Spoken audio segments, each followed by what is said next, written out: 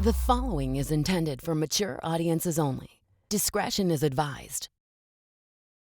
I never thought there would be a moment in my life where I would ever share this story, especially on the internet. But when I was a kid, I was so Christian and I was so shameful.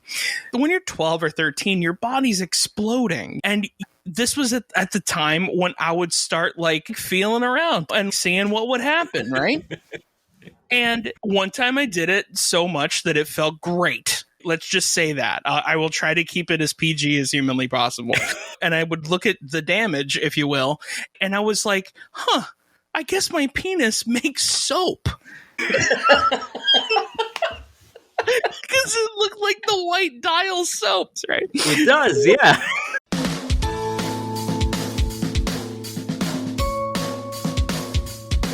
Hey besties, welcome back to a brand new episode of Childlike at Best with Mike Valdes, and you better say your prayers because I'm still the second part of that title. Boy, oh boy, do we have a great episode in store today. Today's guest is my buddy Casey from Growing Up Christian. Casey is the co-host of one of my favorite podcasts, Growing Up Christian. He hosts alongside Sam, who we had a few episodes back, and we had to get the other half of the biblical equation, if you will. So we talk about growing up Christian kids and all the fun and future embarrassment that it can bring us as grown adults. And you know, we also talk about how he used to freeze muffins. And of course, I also share the most embarrassing moment that I've ever shared in my life or on the internet. So now that I've shared that information, I can't possibly make you wait any longer. So grab yourself a bowl of cereal or your favorite childhood snack and enjoy my hilarious and little embarrassing conversation with Casey from Growing Up Christian. Our older dog, Phoebe, she's like 4 now. Okay. She's a Brittany, and she's kind of like the more dark chocolate color, and she's like my baby, just the sweetest little gal. And then the new guy, he's a Brittany too, but he's more of the orange color that they come in. So they're so cute. I don't think I've ever seen a Brittany. I did not know that dogs were named after girls in Chattanooga, Tennessee. That's crazy. I did not know that. The word girl in Chattanooga. Yeah. It's very specific to my life. But by the way, for the viewer that is watching this, I don't know if it can be seen. I have not talked about this in a couple of weeks, but I had oral surgery. And because of that, my mouth is like engorged and inflamed. And I'm also missing a tooth. I had to have that surgery because I've been eating too much pussy. And it is just the old Michael Douglas syndrome, huh? Yeah, I'm a virgin, but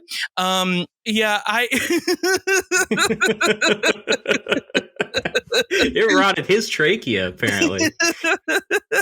So yeah, if anybody's been noticing in the last episodes, like, hey, why does this face look so weird? Even though it's probably just a me thing, like people probably can't even notice it. But yeah, that is why. It's because I have been eating too much pussy. So, but yeah, man, I'm so excited to have you, Casey.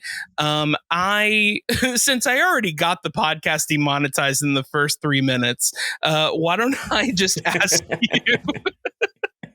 Why don't I just ask you the first question that I usually ask my guests on these podcasts, which is, who's my favorite terrorist? Yeah. Oh, no. I mean, everyone knows. Richard, what's his face? The shoe bomber. You know, the reason that we all have to take off our sneakers in the airport. He's my favorite. He's your favorite? Yeah. What a lot of people don't know is Casey's a cobbler, and that's why he's like, business was booming quite literally when that I do wonder why they didn't continue that trend and just try out like a few different items of clothing. Yeah. Like the exploding cummerbund seems like it could work. Vests have monopolized it, you know? It's all vests. Like, no mittens. That is... Nope.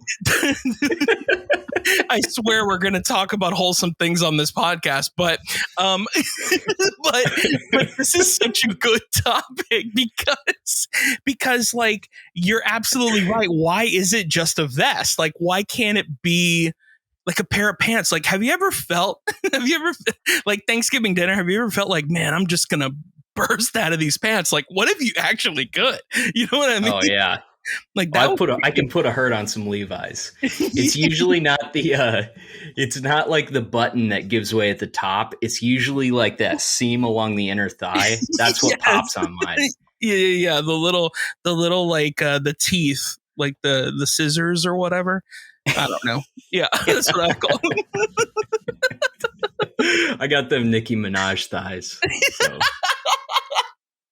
That's great. Yeah, man. I love that. So can you let our listeners know where you grew up? So I grew up in a few different places. I was born in Colorado, didn't really spend any time there. Okay. I stayed we lived in outside of Atlanta basically until I was in 3rd grade. Okay. Or 4th grade. And then we moved to Michigan. And that's where I spent the rest of my childhood up until I moved to Virginia to go to Liberty and met Sam. Yeah, and you met Sam to more start. Importantly, my wife.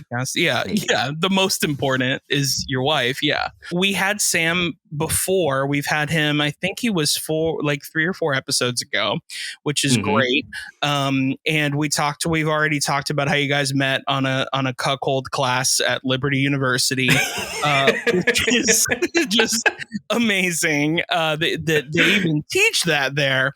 But it is very therapeutic. So I'm glad that kids are learning what they need to learn at a Christian university such as Liberty. But yeah, so you grew up in Michigan, and I don't know much about Michigan. The only thing I know about Michigan is Tim Allen must be your mayor. Like, that's like the only thing I know about Michigan. Dude, Michigan has this like tiny list of celebrities, and nobody shuts up about them up there. Yeah. They're terrible. They've got like Tim Allen, Eminem, obviously, Bob Seger, and then the worst by far is Kid Rock. Okay, yeah. Oh my God. Have you seen that video where the old guy runs over the drunk dude with a golf cart? I haven't. He's throwing rocks. Yeah, I haven't seen it. I would love to run over Kid Rock with a golf cart. I mean, that's like one of the easiest things to make look like an accident, right? He's still alive. He's just mangled and bloody under the golf cart. And you jump out and you're just like, bomb, chicka, bomb, ba, bang, bang. Yeah. Well, that's kind of, and I'm glad that we can talk about this, because like one of my favorite things is like, I don't want people to die, but if they did something where it would make them stop doing the thing that they're doing for a little while, I'd be kind of happy about it. You know what I mean? Yeah. Like, they got in like some sort of freak accident where they couldn't sing anymore, or like, like make TikTok videos or something. Like, that would be great. A loving God would make sure that happened to Kid Rock. Of course, that's the God I sure believe that we're in. alone. that's the God I believe in. So I mean, when it comes to personally, like where I'm from, Johnny Depp is from where I'm from, and Newfound Glory started around here as well. So those are like the only two that I know of, or at least of like note of people.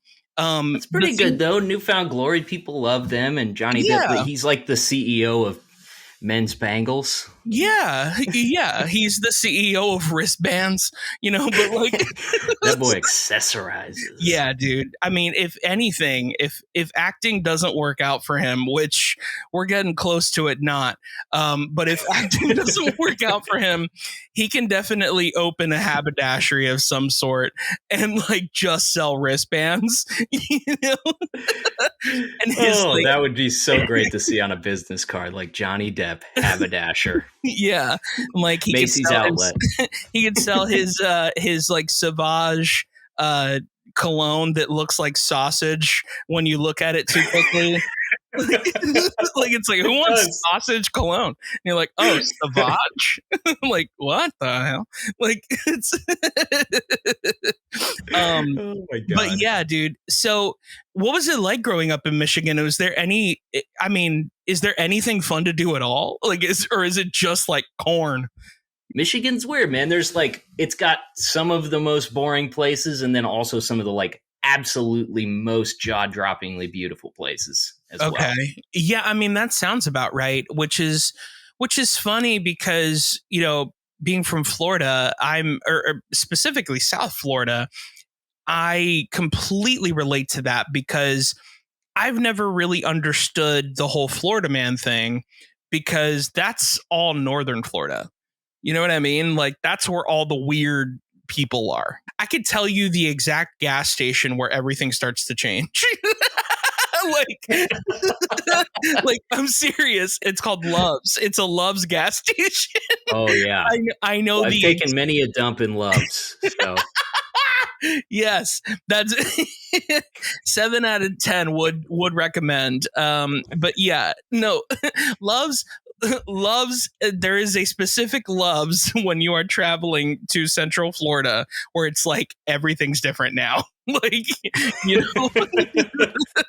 It is funny with Florida. It's like anywhere on the coast, you're like very close to like opulence and wealth and stuff like that. But from any of those points, you drive 20 miles inland and you're in like white trash hell. So true. So true. Like, what kind of a kid would you say that you were growing up when you were in school? Like, who did you say what's at the lunch table and all that stuff? Well, I went to a tiny Christian school. Sure. Me too. Tiny rural Christian school. Yeah. We were all dorks. Yeah. And occasionally like a new kid would come in that had spent some time out in the, you know, that wasn't raised in captivity, would come in and we would all just kind of be in awe of them and kind of hate them, but kind of want to be them. And, sure, you know, usually they either assimilated into just, you know, sad Christian dorkdom, or they left. Okay. But fair enough. I definitely went through some stages where like I, assumed like a cut and paste identity, I guess. So sure. I did the the like redneck guy thing for a while where I was, it was like steel toe boots. And I only, you know, I love hunting and fishing and all this stuff, but kind of, you know, it was more or less just like, like country music is now. It's like blue collar cosplay sort of thing. Blue collar cosplay.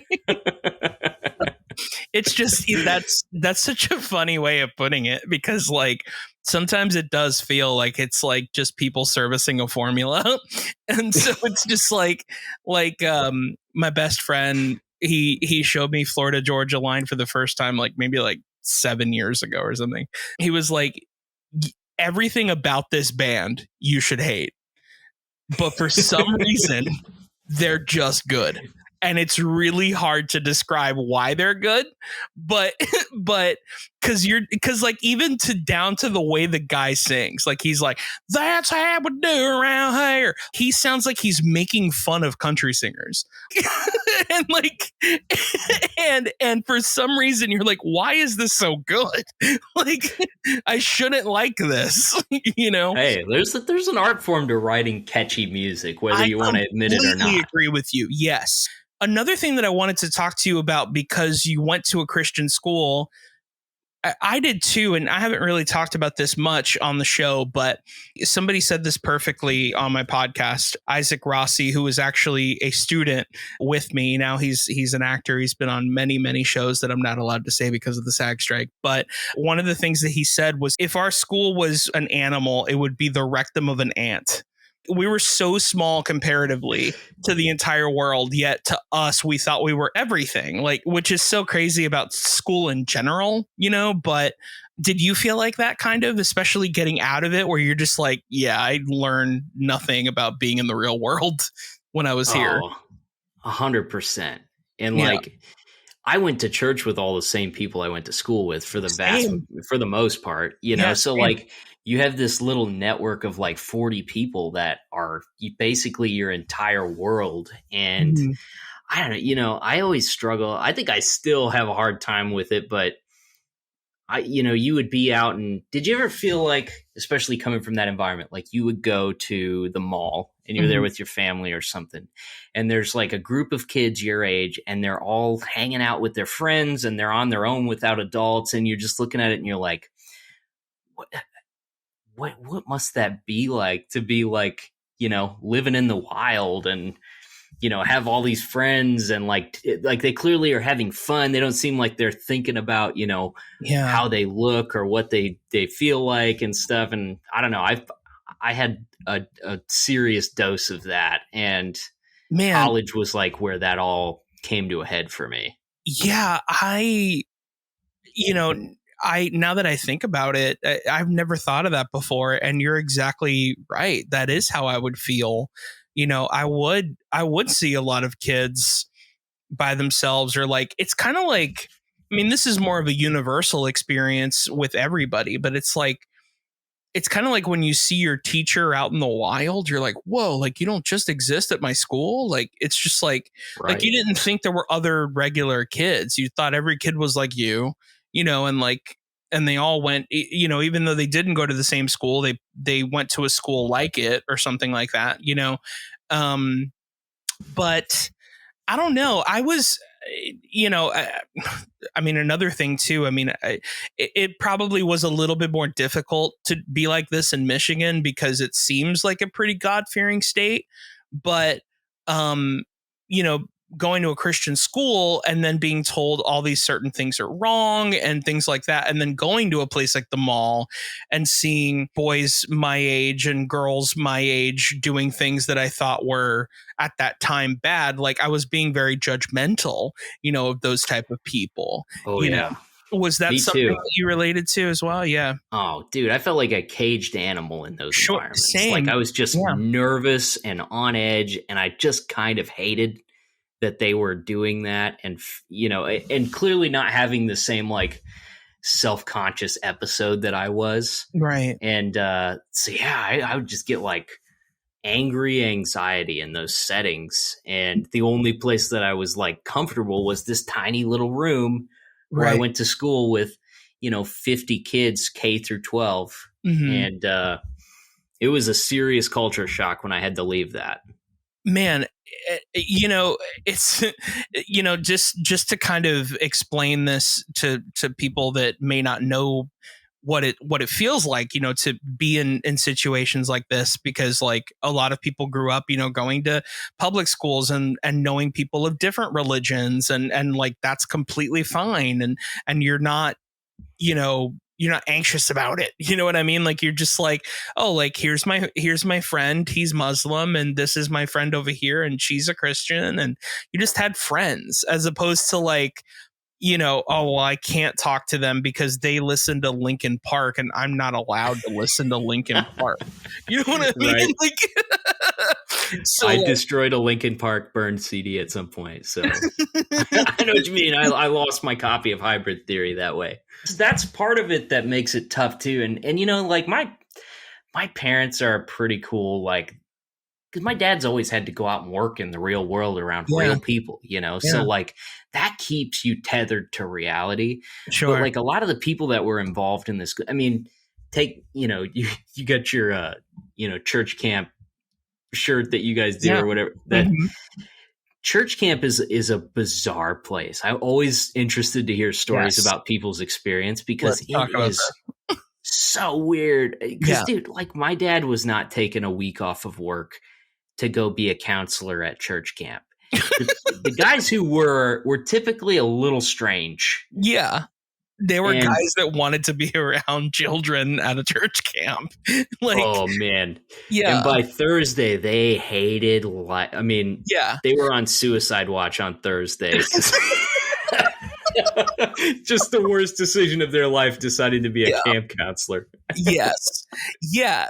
And I had it so many different ways too, because I went to church camp, but also I was a missionary. I was a traveling missionary from like the summer I turned 12 all the way till I turned, I think, 23 years old. And I went all over the entire world, and I would go to summer camps, and I would do church camps. I would go to schools, during the school year, all these different things. And I wouldn't take that back for anything, but at the same time, like I got to see a lot of stuff, and I got to see a lot of people's experiences. And I realized after getting much older, maybe, I mean, quite honestly, like my 30s, which I'm 35 now, if you can believe it. I look so young, but when I was in my 30s, I realized like my growth has stunted 10 years. Like I'm basically a normal person at 30. Where like I should have been a normal person at 20, where like I was like talking to women in a platonic way and I'm okay with it. Or like, talking to people of different religions and not trying to convert them, or like, like just like talking to people because they're people, and loving on people because they're good people, and like that's, I don't know. I mean, I don't know if you relate to any of this at all, but 100%. Yeah. That's exactly how I feel. And I think that's still like a thing that I struggle with is like, it makes you feel like, especially at, when you're at work functions and stuff, it makes you feel like the kid in a room full of adults. Yes. And that's hard at times because I mean you just have to push through it, but I definitely was the same way. I mean, there's a young guy that I've started working with recently, and we were talking about relationships and stuff like that, and he was asking me, because I've been married, I'm coming up on 14 years, and so he was asking me about finding the right person and stuff, and I'm like, I did, but I also like married the first woman that I could talk to. Sure. Yeah. And thankfully, I mean, it worked out really well, but like I struggle, and nobody at my school dated anybody. I mean, nobody at my school. There was one girl that had boyfriends, when we were in high school, and we all kind of like judged her for that. Sure. It's so weird. It's such a weird environment. And it's all done with this idea that, like, I mean, all of it is perpetuated by parents who are scared for their kids. Yes. They're terrified of the world that they see around them. And they're like, I have to create this little estuary where my kid can grow up and get their feet underneath them and learn values before they get pushed out into the current. Right. But you don't really develop the muscles to be a strong swimmer if you spend your entire life, behind a rock, sheltered from the current. Right. One thing I will say that is good about having grown up Christian is we get to tell fun stories like these type of stories, which is my next question here, which were what were the things that you had to sneak from your parents? Like what were some things that you weren't like allowed to do or allowed to listen to or watch, but you would because you were just like, if I don't do this, the kids at my school will think I'm a dork. Well, nobody at my school would probably think that, but there was definitely things where you felt like you were pushing. I mean, like I said, I got rid of my copy of Hybrid Theory because I felt like it was having a negative effect on my attitude, Yeah. But music was a big one.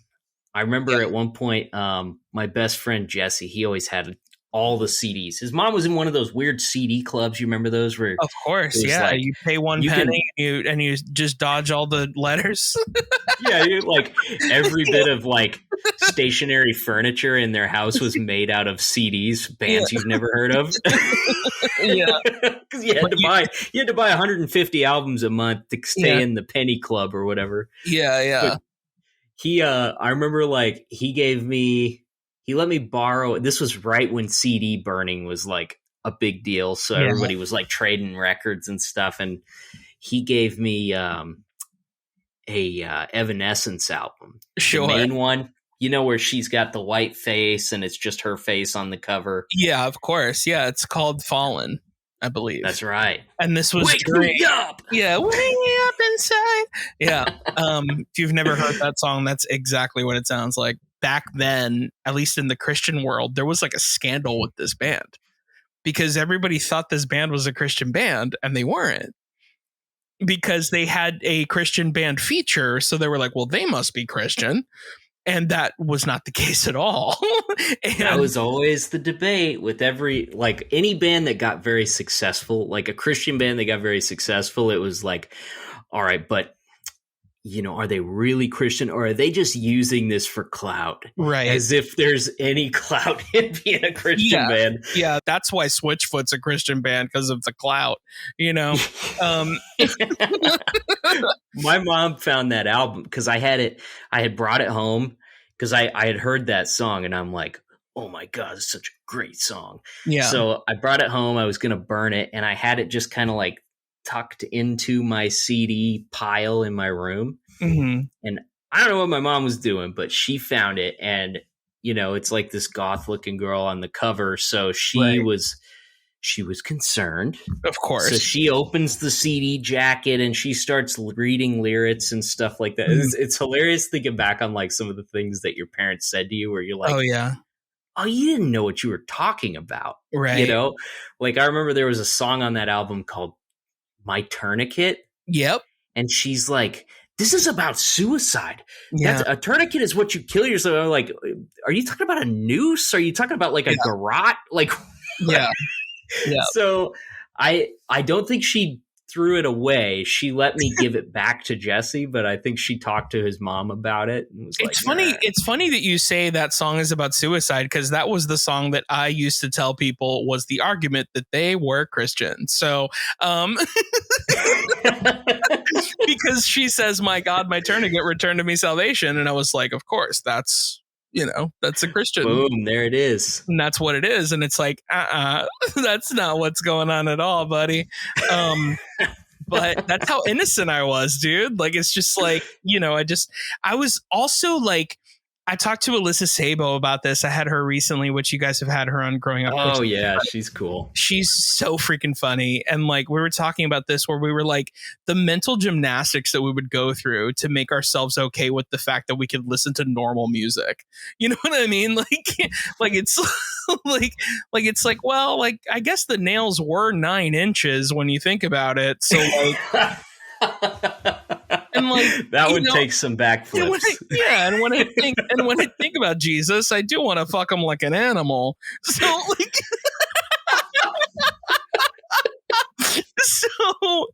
Christian band. That's Dude, the dumbest like hiding something from your parents are like, I did something that I feel bad about, and I don't know what to do. So I went to public school my first year that I moved to Michigan, and it was 4th grade. Yeah. And there was a kid, Larry, that I met there and got along good with him, and he was having a sleepover party, and Larry lived in a house that should have been condemned. It was straight off of Hoarders. Wow. It was straight off of Hoarders, right? There was like 3, I remember walking into his house, there was 3 litter boxes that were heaped with turds. Like, wow. I mean, 30 pounds of cat turds in all 3 boxes. Wow. And then like the whole house is like that, except there's this beautiful lit china cabinet.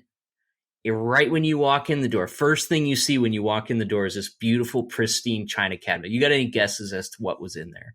I'm assuming it was either music, it was movies, or it was porn. So it was one of the 3. Beanie Babies. What? His mom had like this. I don't know how much money it was worth at the time, dude. There's no money in this shit. But if you were born after like 1998, like there's no explaining to you the economy of Beanie Babies. The only thing that comes close is like the crypto bubble. Yeah, there was a time where Beanie Babies were stocks. Like that was the time. You had the Siberian Husky. You had a stock in Disney. You might as well. Like, I mean, like it was a wild time to be alive, dude. His mom, she had the Princess Diana bear. Oh my God, that was worth like $30 now. It's like, which is crazy. Like the princess had to die for it to be worth $3. Yeah, there's some, I was on some forums and I was hearing this. There's a theory that the Rothschild actually killed her off just to spur the creation of the Beanie Baby. Yeah, that sounds about right. I mean, that's the movie I want to see. We don't have a gold standard anymore. The currency it's not backed by gold, so it's all about finding precious metals and objects of value that transcend time and space, like Beanie Babies. Like Beanie Babies, yeah, you are absolutely correct. Yeah, anyway, going back to the Beanie Babies thing that you were talking about, you went to who was it? It was Larry's house. It's so funny because right when you said his name, I was like, you could have given me 10 guesses and I would have guessed Larry first. But Larry had a bowl cut too, if that helps. Oh, but, God, just looked like Lloyd Christmas. Just like he did. He's like a little blonde Lloyd Christmas. Hadn't chipped his tooth yet. So I went over there I think I stayed the night there, which sleeping on the floor of a hoarder house, that's cool. Yeah. But I remember up with cat poop all over you. the great digital broadcasting Satan of the time, if you were a Christian kid, was MTV. Oh yes. Mm-hmm. Dude, MTV was brainwashing a nation of youths into Satan's service. Well, we do have younger listeners that listen to this podcast. So real quick, before we keep going with the story, for our younger listeners, there was a time when MTV used to play music. And that was all they played, which is really crazy. Cause most people just watch MTV to find out who's pregnant these days. But MTV was about music, and there was certain hours of the night where like they had like Headbangers Ball and like Headbangers Ball. I mean that stuff was so good. Love that stuff. I would sneak that stuff too. Yeah. Well, they were watching MTV, and I remember like standing in the doorway of his living room and being like, do I go upstairs? Do I just turn my back? Like, what do I do here? Because they were watching Celebrity Deathmatch. Okay. And I watched it. I caved to the peer pressure, just like they told me, just like they warned me about. Nobody was passing a joint. They were just watching Celebrity Deathmatch, and it was like the Spice Girls versus the Backstreet Boys or NSYNC, one or the other. Okay. And I remember one of them farted the other one off of their back in like a defensive move. And I remember like sitting there nervously watching it and kind of like, ha ha ha ha ha. And then I got home the next day and my mom's like, did you have fun? And I'm like, yeah. And I was just being weird for like several hours until finally I was like, I have to tell you something. Oh no. And I confessed. And my mom's like, you know what? Garbage in, garbage out. Yeah. That's what you need to remember. You put garbage in your brain, you're going to get garbage out of it. Think about that the next time. Look, I never thought there would be a moment in my life where I would ever share this story, especially on the internet. But when I was a kid, I was so Christian and I was so shameful that, because when you're 12 or 13, your body's exploding, so you're like, you see anything and you have a boner, and this was at the time when I would start like, I was just like feeling around, and like seeing what would happen. Right. And one time I did it so much that it felt great. Right. Let's just say that. I will try to keep it as PG as humanly possible. I did it so much that it was great. Right. It was like the singularity. Yeah. And then I would look. This is gonna mess up so many people. Okay, so I would look and I would look at the damage, if you will, and I was like, I guess my penis makes soap. And because it looked like the white Dial soap that you get from like dispensaries, right? It does, yeah.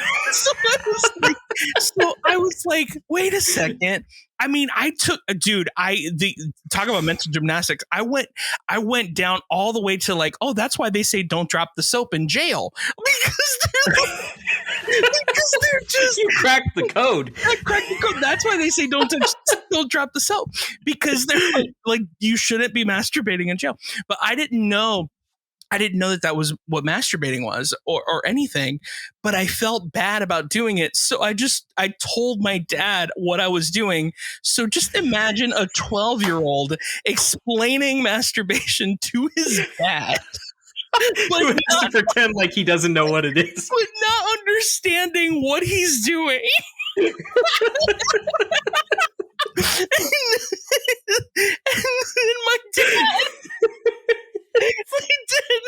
then my dad was like, what are you doing? And I was like, am I doing something wrong? And he was like, well, it is technically like, yes, you are doing something wrong, and it is called masturbation. And I was like, oh, okay, cool. Like, well, I didn't really say cool, but I was like, oh, okay, wow.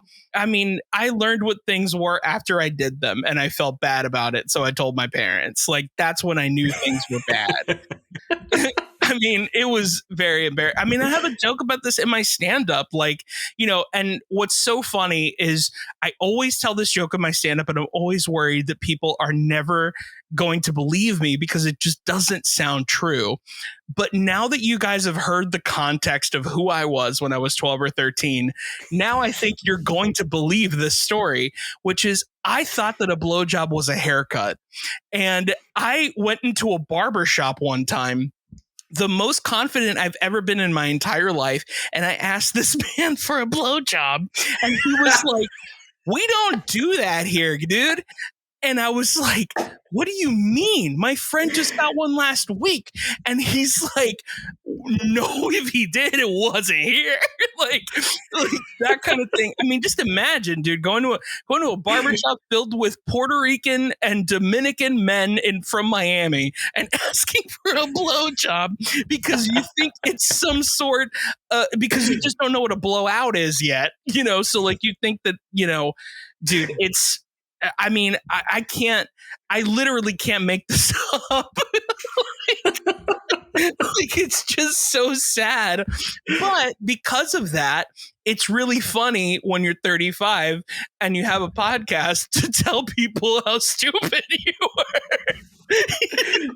Dude, I won't say his name because I don't want to embarrass him. He'll never hear this. Yeah. But one of my real good friends, we went to school together, and then we kind of worked together, same company, industry, whatever. And occasionally I go up and just ride along with him, and we were riding together one day, and he was even more sheltered than I was. Yeah.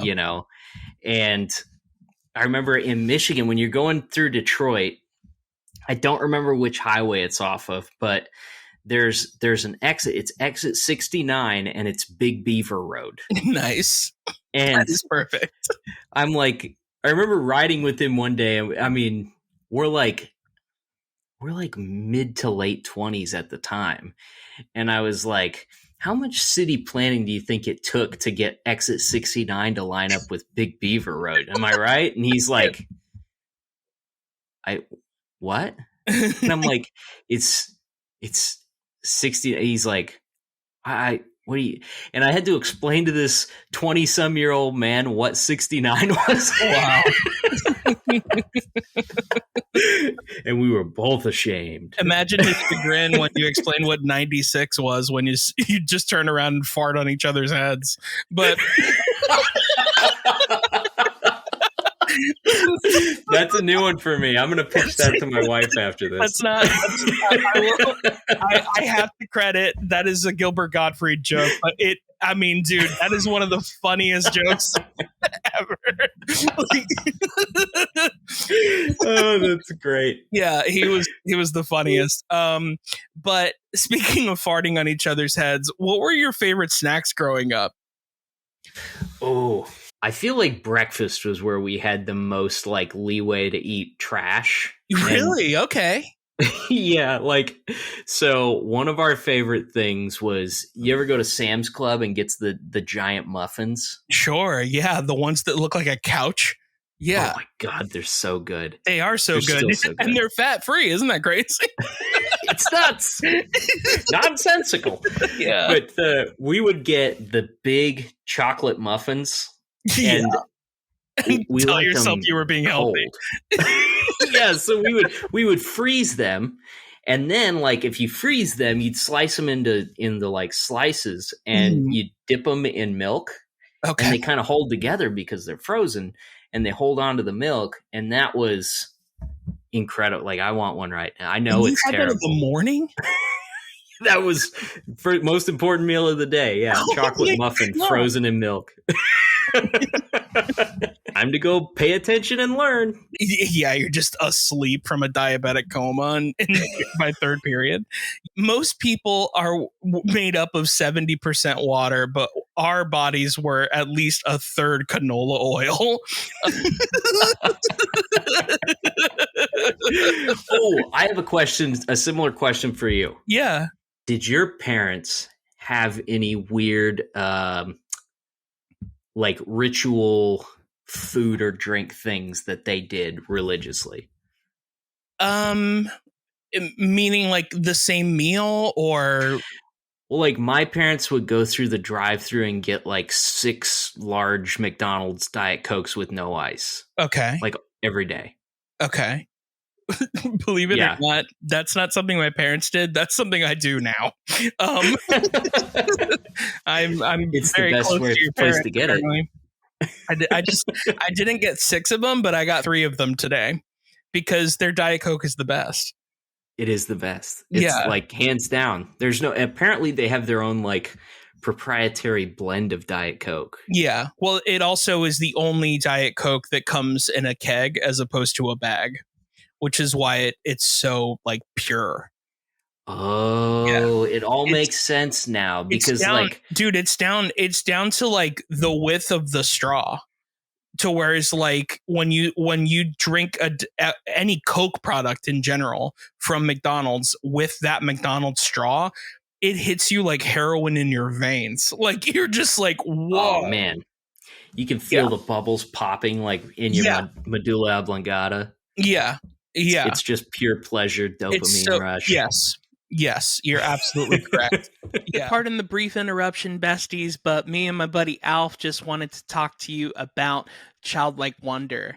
Childlike Wonder is the official merchandise store of Mike Valdes and of Childlike at Best. As you can see here, there are some shirts with my face on them that say Comedy's favorite cartoon, as well as the Viewmaster collection, which is one of my favorite designs that we have. You've seen me rock many a t-shirt from the Viewmaster collection.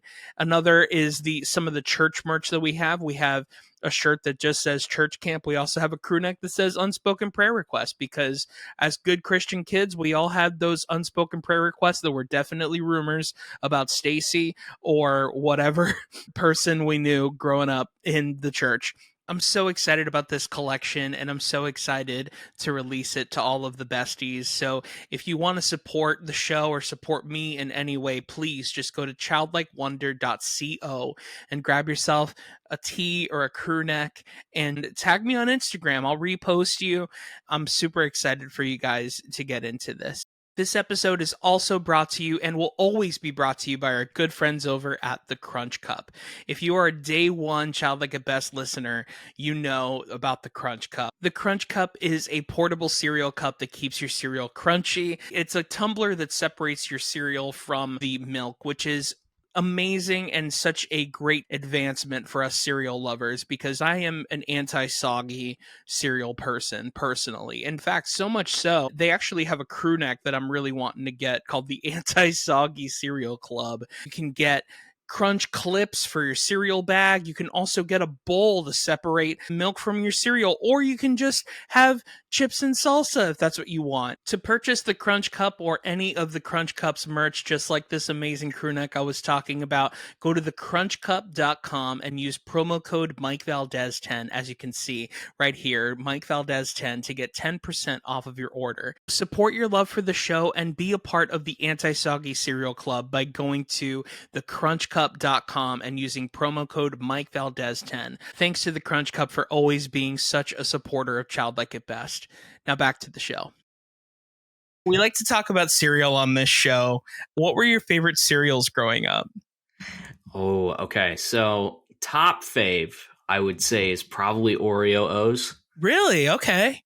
Great cereal. Great cereal. I feel like they went away for a little while after high school, and then they brought them back, and then they made like the yellow box Oreo O's, which are delicious too. But those were my top. That was the top of my pyramid. And then I really liked Rice Krispies Treats. Yes.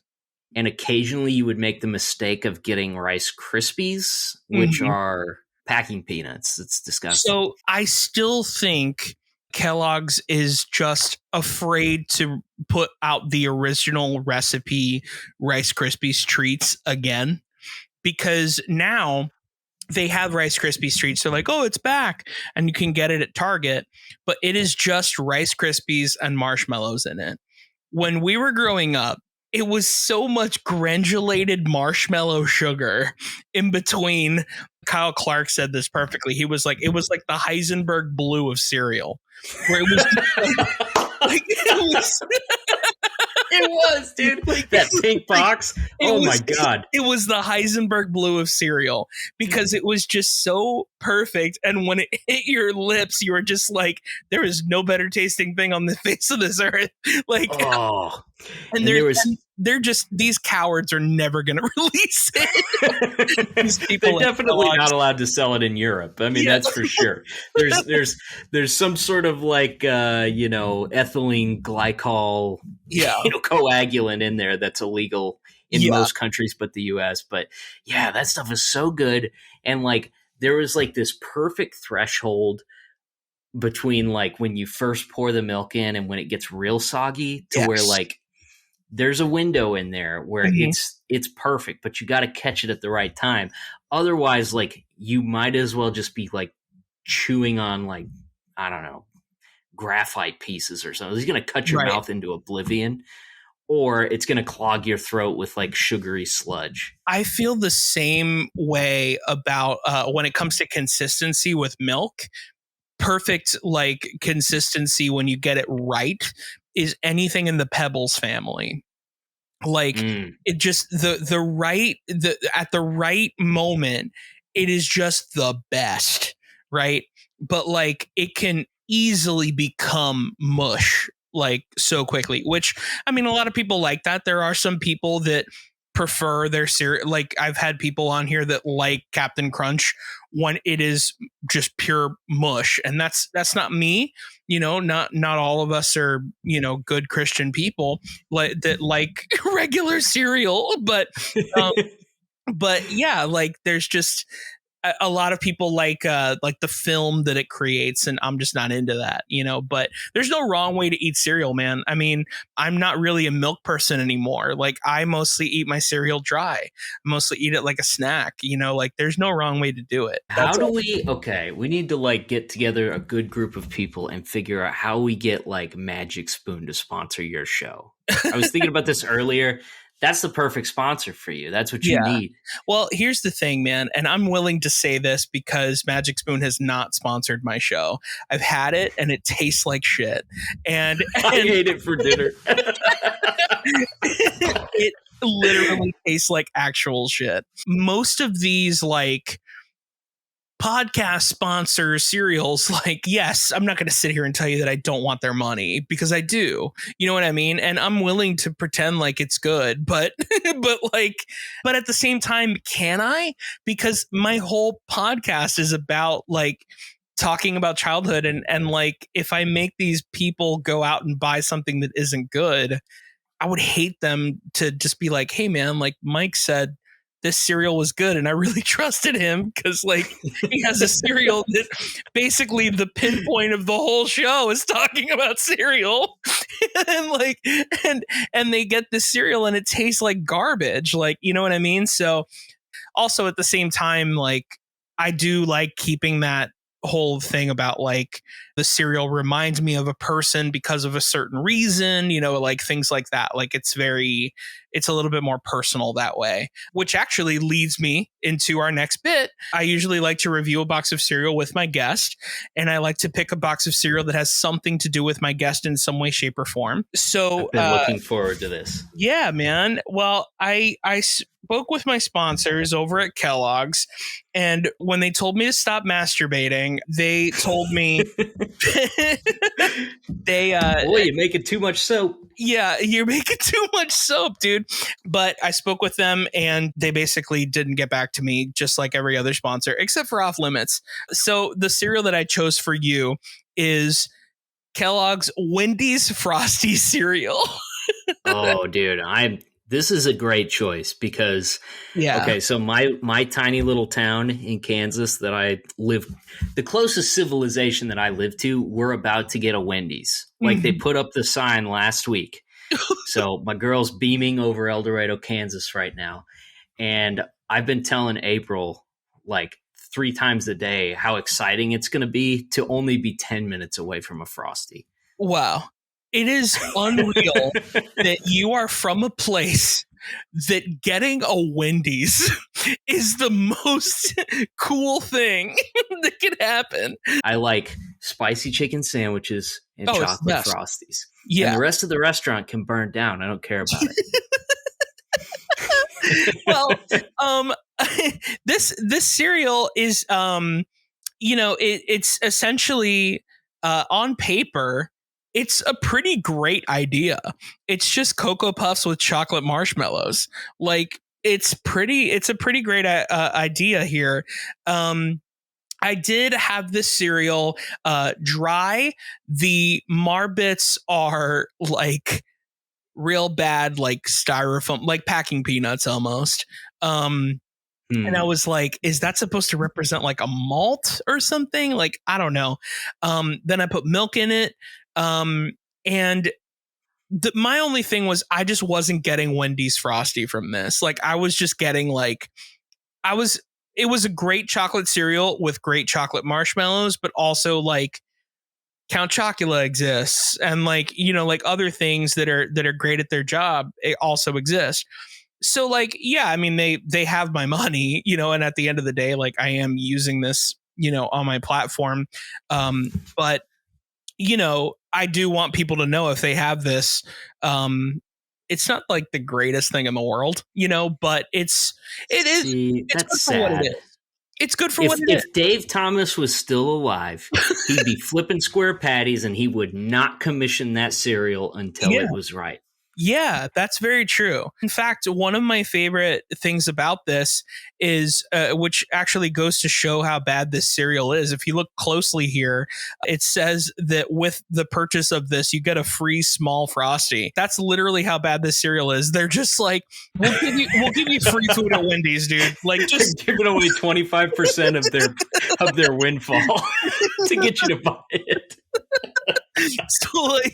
So here's another thing too. It looks interesting, but there's just not much going on. It looks good on paper, but when you really have it, there's not much going on. Like you're just like, all right. I mean, it's fine. There's a little recipe here for a Frosty freeze bowl, which is to put a bowl of cereal in the freezer for 5 minutes.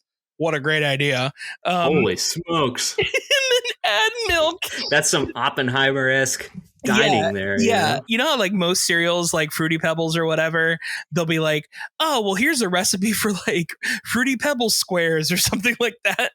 And like here, it's like, just put our cereal in the freezer for 5 minutes so you can get it, feel like a Frosty. I don't know. You know what I want out of a cereal box? I want a maze and an I Spy search. That's what I want out of a cereal box. What are you doing? Recipes, get out of here. I agree. And I there is a prize in the box, which the prize is a free Frosty, but like I highly doubt anybody's going to use it. You know what I mean? Like if you bought this cereal already, like I highly doubt you're going to use it. You know, there should be like little red flakes in there that represent like chewing on the straw. Yeah. The reason why I chose this cereal for you is for a myriad of reasons, but one of the most important reasons why I chose this for you was I actually have to I will tell you by asking you a question, which is, when you weren't at church, was your family or your friends that you hung out with, were they the kind of weirdos that would do worship services in the middle of a Chili's? Ooh, no. Thank God, no. Okay. I was like a very straight-laced button-up church, you know, that you sang out of the book. And you stood in one place, and like people occasionally raised their hand and everybody gave them a dirty look. Yeah. The way that God intended. The way that God intended. Well, I cannot say the same for myself. I have been to many a Chili's worship service. I have been to many a Pizza Hut worship service, which all, by the way, to the listener, they might be thinking, oh, well, did they rent out a Chili's? Nope. We just brought a guitar in and just bothered the hell out of everybody trying to have a nice Saturday dinner with our stupid Chris Tomlin covers in the wrong key. It's like when you see the world's worst teenagers like doing their Grease rendition, like in the Denny's. Yeah, honestly, I'd rather be that dork than who I was like in high school. I'd rather be that dork that sings the third part harmony in a terrible Grease song rendition at a Denny's. Summer loving, had me a blast. Summer loving, gummy, like just like instead of like being one of these like freaking TikTok a-holes who like take a plane hostage by singing Indescribable by Chris Tomlin. Oh, it's the worst. It is the worst. Could there be a more like nakedly self-centered action? Which is so funny because like you think of it, we look at it like this in our 30s, you know, but when we were that young, we were like, no, we're doing a good thing. Like we're doing a service by going to the mall and giving someone a piece of paper that they're just going to throw away, you know? So what I wanted to do with you, much like I did with Sam, I want to do this as if we were doing kind of like a worship service at Wendy's. Now, here's the thing. Like I said, have been to many worship services, and I know quite a bit about your life, Casey. I know that you have been in some hardcore bands in your Christian life. I have listened to this band. And it sure was music, and it sure was. It sure was music. I you know, Sam talked a lot of guff about my band on here, and I just want to remind everybody that he once asked for my autograph. So. Well, I will say this. I genuinely, what was the, I keep thinking it was Veil of Maya, but it was like something about a veil. It's Veil. Yeah. What was it? The Poison Written was the Poison Written. Okay. Yeah. The Poison Written. This was what, 2007, 2008, something like that? Yeah. Right in that range, right in the cut. When I watched the music video and I listened to the album and things like that on YouTube, because I have my ways. I took that into consideration and I was like, okay, for what this is actually pretty good. By today's standards, it's awful. But 2007, I mean, I saw there was a couple of videos of you guys playing live. Dude, I mean, you guys did like your last show ever at I guess it was at Liberty, because you guys were like, at one point you were like, Lynchburg one last time. And dude, there was a lot of freaking people there. I was like, wow, this is kind of nuts that this band, you know, from Lynchburg got somewhere, you know? Yeah, well, you benefit from having a Christian college where there's nothing to do and nobody's allowed to do anything interesting, you know? Yeah, that's very true. You can pull a crowd from that captive audience. Yeah. So I'm going to do something that I have never done on this podcast. I'm going to give you a choice as to how you would like to sell this cereal to our besties or make a commercial for our besties. Would you like to do this as a regular preacher, or would you like to do this as the frontman of a metal band? Oh my God. I feel like I have to go out on a limb and do the metal band thing. Okay, cool. Oh yeah, now we're talking. What's up, besties? Yes. How you guys feeling tonight? First and foremost, I want everybody to know that everything we do up here, it's not for us, it's for the glory of Christ. All right? If you want to talk to us about that after the show, I want you to feel free to come up and talk to me about Christ after the show. I want to talk to you about Wendy's Frosty cereal. You remember you're a little kid, it's hot outside, you're sweating, and you dumped that Frosty down the front of your pants and ruined your dad's upholstery in his Mitsubishi Navajo? Tonight we're gonna relive that moment. I want to see everybody move. Dude, this is the best. I love this so much. Oh my God. So before we started, I was messing with this music, and I was so happy. I was making myself giggle doing something, and so I'm gonna do my review of this cereal. What's up, Chattanooga, Tennessee? We're the Frosties. This song goes out to everyone who's ever spilled chili on their lap by accident. Yeah.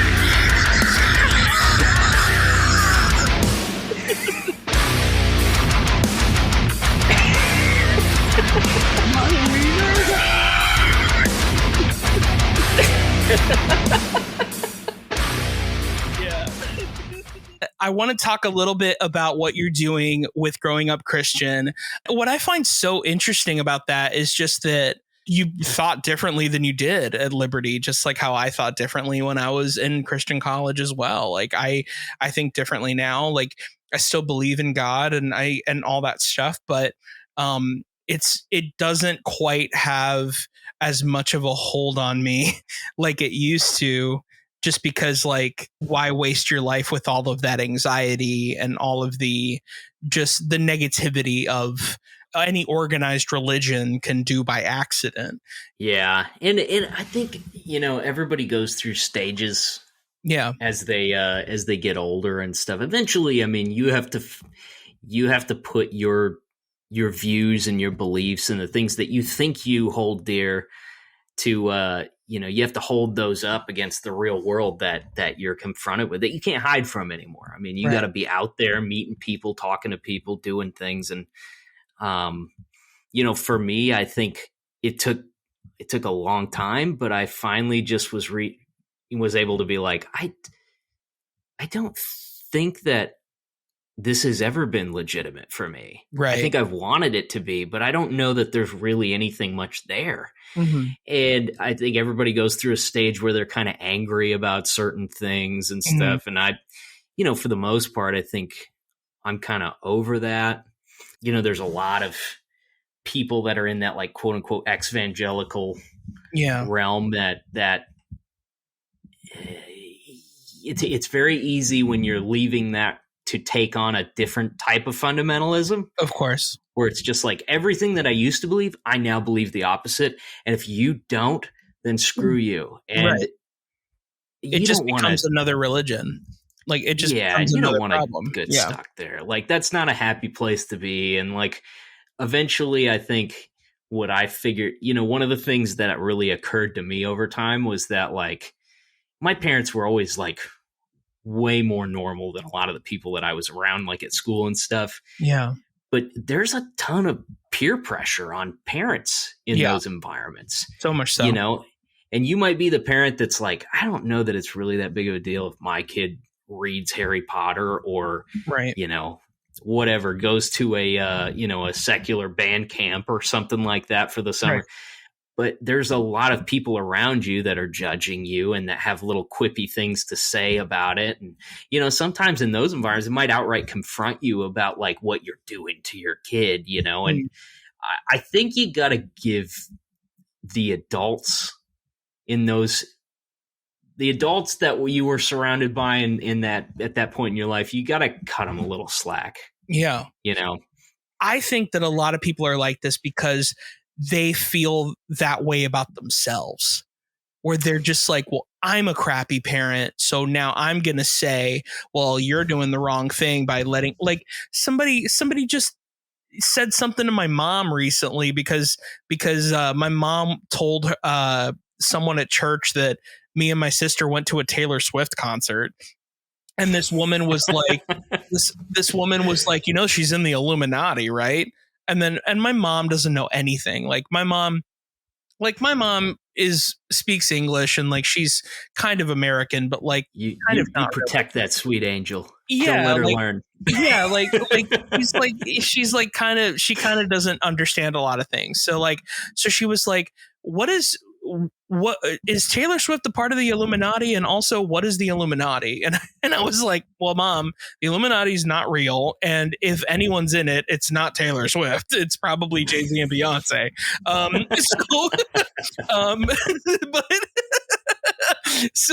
But she was like, oh, because, you know, she does demonic things. And now my favorite thing to do, which like, I'm sure you probably, I don't know if you do this with your parents, because you're more like, you have like Southern charm. So like, you're probably not like this, but I'm the kind of person, like when my mom or my dad is like, yeah, I heard that Taylor Swift's concert is demonic. And I said, oh yeah, she sacrificed a goat after the second song. It was crazy. Right, and then my sister will be like, no, she didn't. And I was like, you were in the bathroom. It was crazy. Like right before she played Shake It Off, she was like, I just want everybody to know I'm doing this to represent Satan. And she drank goat's blood and sacrificed it right before she sang Shake It Off. It was wild.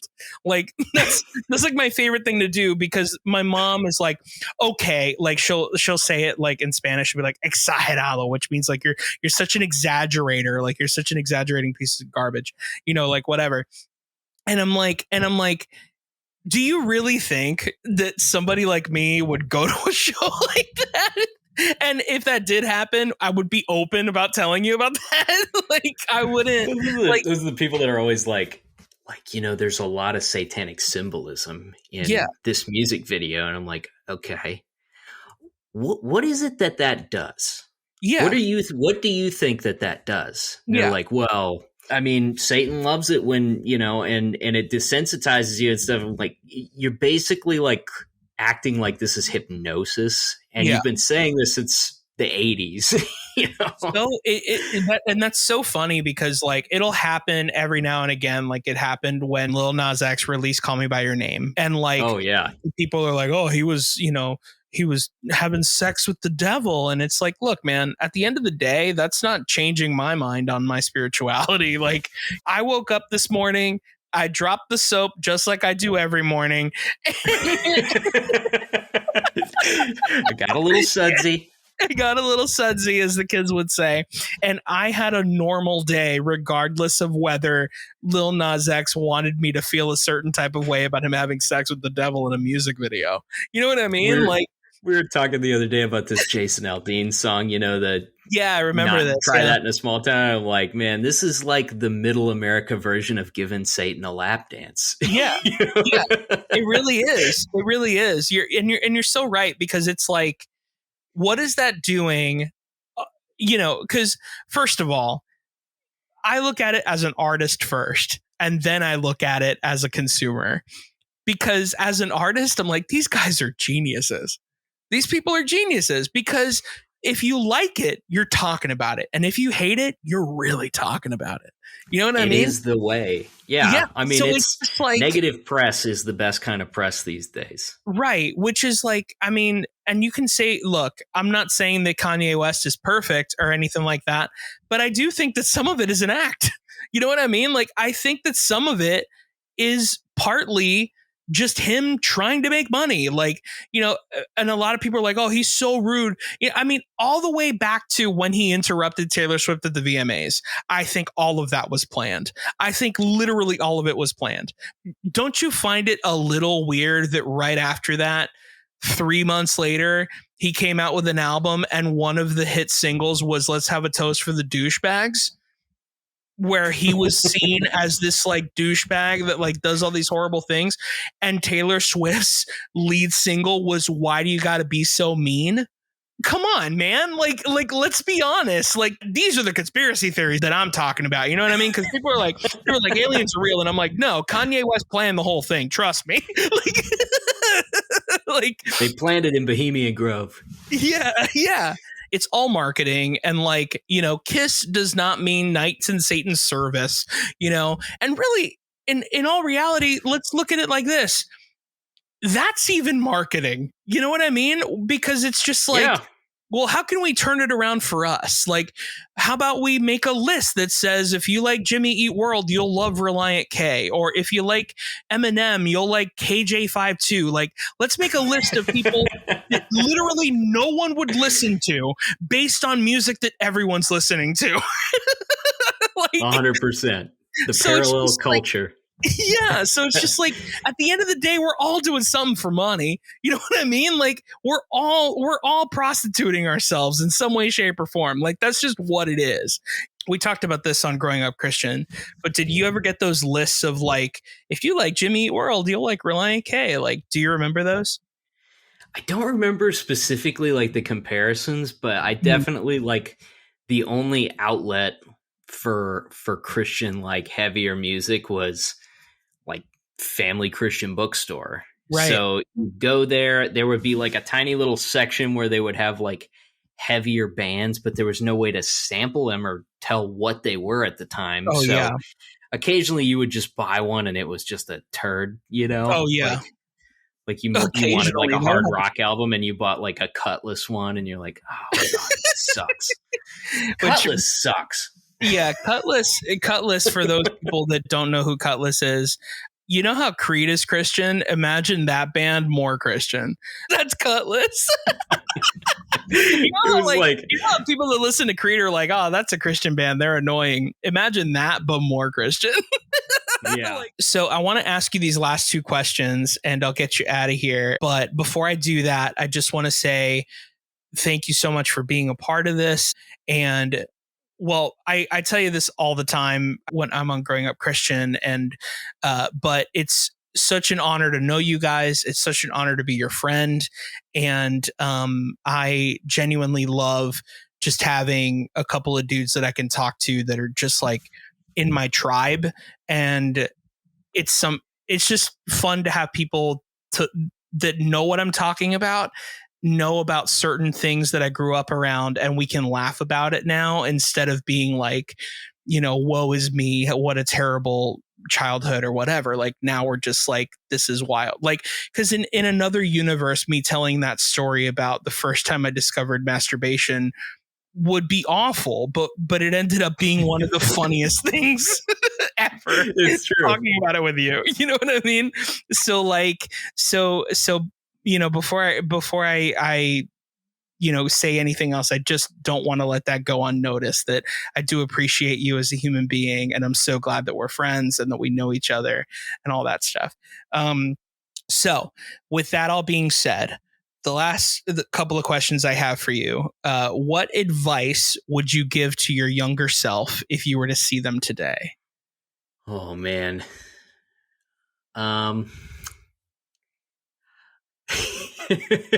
There's no wrong way. Say, okay, just lean into something. Okay. You know, just go hard at one thing, at least one thing. Just pick one thing and make that like your sole focus, you know, whether it's it wasn't going to be sports for me, that's for sure. Yeah. But you know, if it was guitar, like just go hard at playing guitar, focus on that, be good at one thing. Mm-hmm. And then that's always your pivot foot you can go back to. What do you think that kid would think of who you are now? And we can answer this in multiple levels, because I have a huge feeling that I kind of already know your answer, which is that that kid would not like you because he would be like, you believe in this, you're going to hell, or like, you know, whatever that case. But like, let's look at it in more of like a personal way of like, you know, personal growth, like, you know, things like that. What would that kid think of who you are now? I think that younger me would be very relieved that I found a wife. Okay. So that would probably be a Okay. Yeah. I think that younger me speaking to older me would probably like me, but would be very nervous about liking me and feel you were feel very like an anxiety around like, but this guy's not, he's nice, but he's not anchored to the truth, you know? And I don't know, you know, that's sad, but I think that, again, that's like not a thing that I can really, it would be silly for me to blame that on anybody but me past a certain point in my life. Like I stayed in my comfort zone when it was time for me to leave the nest and make myself my own person, you know, and it just took me longer to do that than it should have. But same exact thing. Yeah, man, I love that. All right. Well, Casey, you survived, man. We did it. Can you let the besties know where they can find you online and tell them about growing up Christian and all that? But before you do that, let me just bring the band up. Ooh, ambiance. Yeah. So this is the altar call. Yes, this is the altar call, which would be where they can follow you on Instagram, things that you would like to lift up, like your podcast, things like that. Everybody, heads are bowed, eyes are closed, no one looking around. If you want to hear more of the conversations like you heard today, heads are bowed, no one looking around, I want you to go to any podcast streaming service and just type in Growing Up Christian. It's a black and white logo. You can't miss it. Oh, and while you're at it, leave us a review. Nobody looking around. Heads are bowed, eyes are closed. And we also have a Discord, so you can find a link to that on our Instagram profile in our link tree.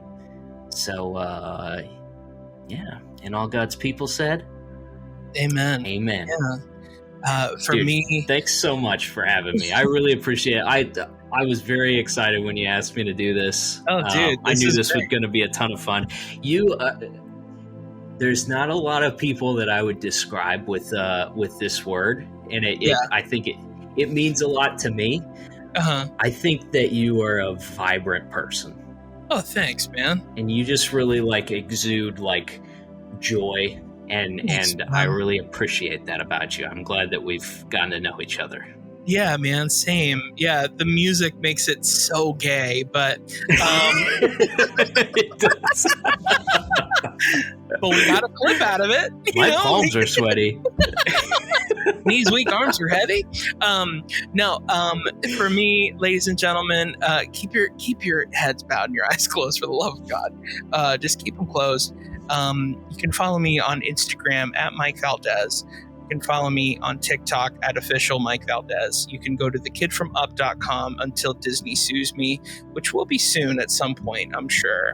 But that is my real website, thekidfromup.com. Ladies and gentlemen, thank you so much for listening. Subscribe if you're not subscribed. Follow us on the Big Comedy Network if you want to watch the video. And just tell your friends so we can grow this family. And tag General Mills and get them to give me free food for the love of God. And, but other than that, just rate, review if you want to. You don't have to. But word of mouth is the easiest and the most free way to help both me and Casey out when it comes to being a podcaster or an entertainer of sorts. So if you could do all of that, that would be great. But other than that, have a great week and do not lose your sense of childlike wonder. Bye, besties. Bye, besties.